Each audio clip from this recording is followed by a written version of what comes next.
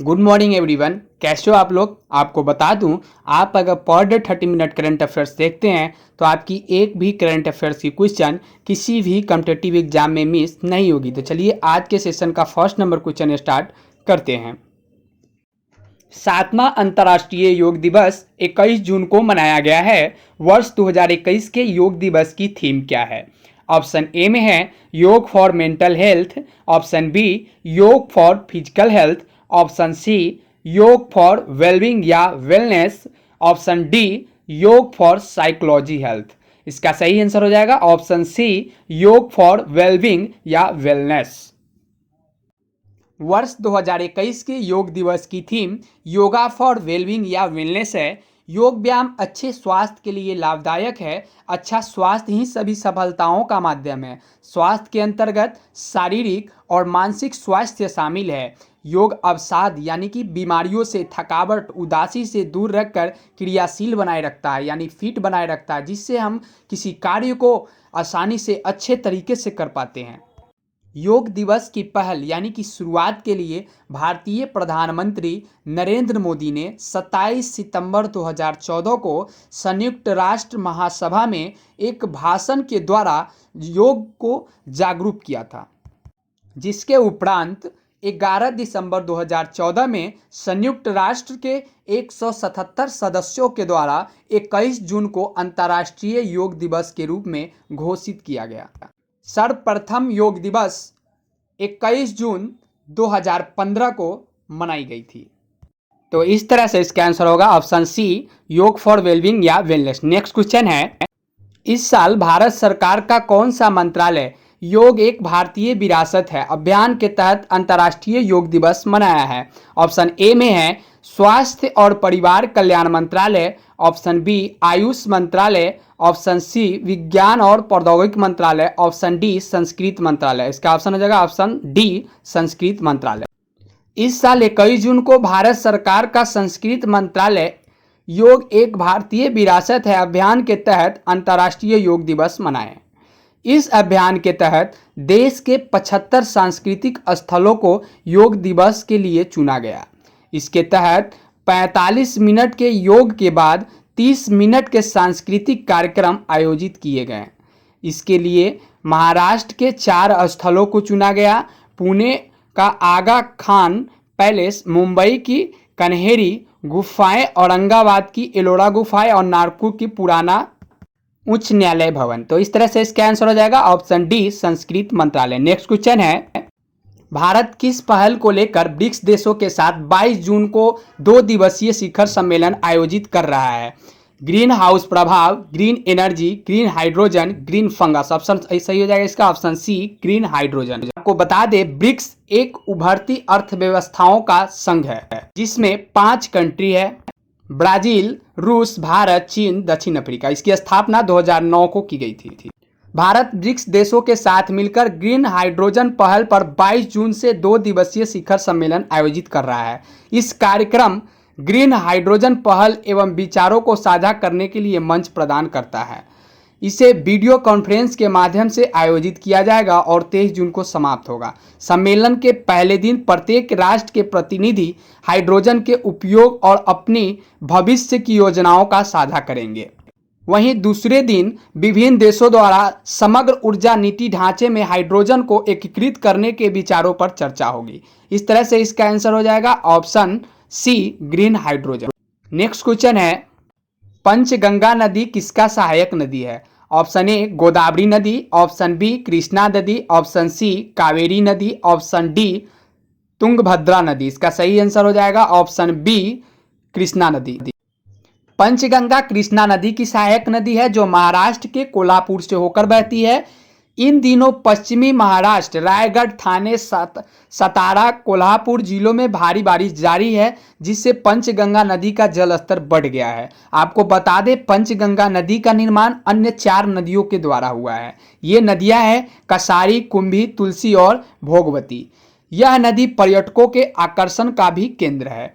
तो इस तरह से इसका आंसर हो जाएगा ऑप्शन बी कृष्णा नदी। नेक्स्ट क्वेश्चन है, ओडिशा सरकार ने माता पिता को खो देने वाले अनाथ बच्चों के लिए एक विशेष सहायता योजना शुरू की है। इस योजना का नाम क्या है? ऑप्शन ए में है आशीर्वाद, ऑप्शन बी में है परोपकार, ऑप्शन सी में है उपकार, ऑप्शन डी में है परमार्थ। इसका सही आंसर हो जाएगा ऑप्शन ए आशीर्वाद। इस योजना का नाम है आशीर्वाद। ओडिशा सरकार ने माता पिता को खो देने वाले अनाथ बच्चों के लिए आशीर्वाद योजना शुरू की है। इस योजना के तहत अनाथ बच्चों को हर महीने 2500 रुपये दिए जाएंगे। बच्चों को 18 साल का होने तक सरकार सहायता देती रहेगी। यदि कोई बच्चा कमाने वाले माता पिता में से एक को खो देता है तो वह प्रतिमाह 1500 रुपये पाने का हकदार होगा। इस योजना को 1 अप्रैल 2020 से ही लागू माना जाएगा। तो इस तरह से इसका आंसर हो जाएगा ऑप्शन ए आशीर्वाद।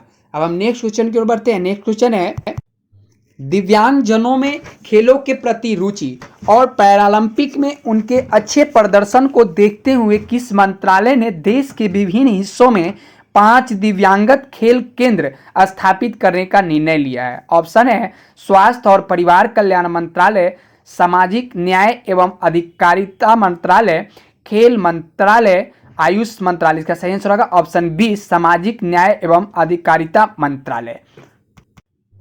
सामाजिक न्याय एवं अधिकारिता मंत्रालय ने देश के विभिन्न हिस्सों में 5 दिव्यांगत खेल केंद्र स्थापित करने का निर्णय लिया है। शुरुआत में इन तरह का केंद्र खोलने के लिए अहमदाबाद शहर की पहचान की गई है। इनका उद्देश्य दिव्यांगजनों का सशक्तिकरण करना और देश में समग्र विकास के लिए उन्हें समाज की मुख्य धारा में लाना।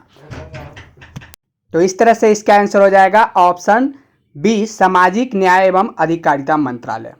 नेक्स्ट क्वेश्चन है, विश्व संगीत दिवस कब मनाया जाता है? ऑप्शन है 21 जून, 22 जून, 23 जून, 24 जून। इसका सही आंसर हो जाएगा option A 21 June.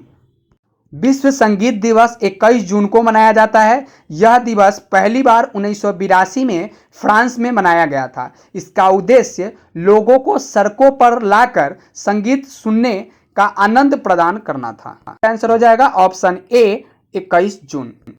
National green tribunal यानी एनजीटी ने किस बांध परियोजना के खिलाफ कानूनी कार्रवाई बंद कर दी है? ऑप्शन ए में है सरदार और सरोवर बांध परियोजना, बी सलाल बांध परियोजना, सी किशन गंगा बांध परियोजना, डी मेकेदातु बांध परियोजना। इसका सही आंसर हो जाएगा ऑप्शन डी मेकेदातु बांध परियोजना। नेशनल ग्रीन ट्रिब्यूनल यानी एनटीजी ने मेकेदातु बांध परियोजना के खिलाफ कानूनी कार्रवाई बंद कर दी है। कर्नाटक सरकार द्वारा प्रस्तुत पर्यावरणीय मंजूरी के दस्तावेज उचित पाए जाने के बाद ये कार्रवाई बंद की गई। बता दें कि एनटीजी पैनल के बांध के निर्माण में पर्यावरणीय मानदंडों के उल्लंघन के आरोप पर मीडिया रिपोर्ट का स्वतः संज्ञान लिया था। यह परियोजना कावेरी नदी पर विकसित की जा रही है। तो इस तरह से इसका आंसर हो जाएगा ऑप्शन डी मेकेदातु बांध परियोजना। नेक्स्ट क्वेश्चन है, हाल ही में किस राज्य ने मुख्यमंत्री के लिए आर्थिक सलाहकार परिषद के गठन की घोषणा की है? ऑप्शन ए में है Tamil Nadu, option B Kerala, option C Telangana, option D Andhra Pradesh. इसका सही आंसर हो जाएगा ऑप्शन बी केरल। तमिलनाडु ने मुख्यमंत्री के लिए आर्थिक सलाहकार परिषद की गठन की घोषणा की है। इसके माध्यम से तमिलनाडु सरकार के लिए समावेशी आर्थिक विकास का फ्रेमवर्क तैयार किया जाएगा। परिषद में नोबेल पुरस्कार विजेता एस्थर डुफ्लो, रिजर्व बैंक के पूर्व गवर्नर रघुराम राजन, केंद्र सरकार के मुख्य आर्थिक सलाहकार अरविंद सुब्रमण्यम, अर्थशास्त्री जीन ड्रोज और पूर्व केंद्रीय वित्त सचिव एस नारायण शामिल होंगे। परिषद की सिफारिश के आधार पर राज्य सरकार अर्थव्यवस्था को पुनर्जीवित करेगी। सरकार यह सुनिश्चित करेगी कि आर्थिक विकास का लाभ समाज के सभी वर्ग तक पहुंचे। तो इस तरह से इसका आंसर हो जाएगा option B Kerala. Last question है आज के सेशन का। मध्य प्रदेश के वन विभाग ने कोविड-19 के परीक्षण के लिए पेंच टाइगर रिजर्व में बाघों के रक्त के नमूने लेने का फैसला किया है। यह टाइगर रिजर्व मध्य प्रदेश के किस जिले में स्थित है? ऑप्शन है बालाघाट, ऑप्शन बी सिवनी और Chhindwara, option C Betul, option D Hoshangabad. इसका सही आंसर हो जाएगा ऑप्शन बी सिवनी और छिंदवाड़ा। पेंच टाइगर रिजर्व मध्य प्रदेश के सिवनी और छिंदवाड़ा जिले में स्थित है। यह टाइगर रिजर्व राष्ट्रीय उद्यान है जो महाराष्ट्र और मध्य प्रदेश की सीमा पर स्थित है। इसका कुछ भाग महाराष्ट्र में स्थित है। तो इस तरह से इसका आंसर हो जाएगा ऑप्शन बी सिवनी और छिंदवाड़ा। वीडियो अच्छा लगता है, हेल्पफुल लगता है तो लाइक कीजिए, शेयर कीजिए। Thank you.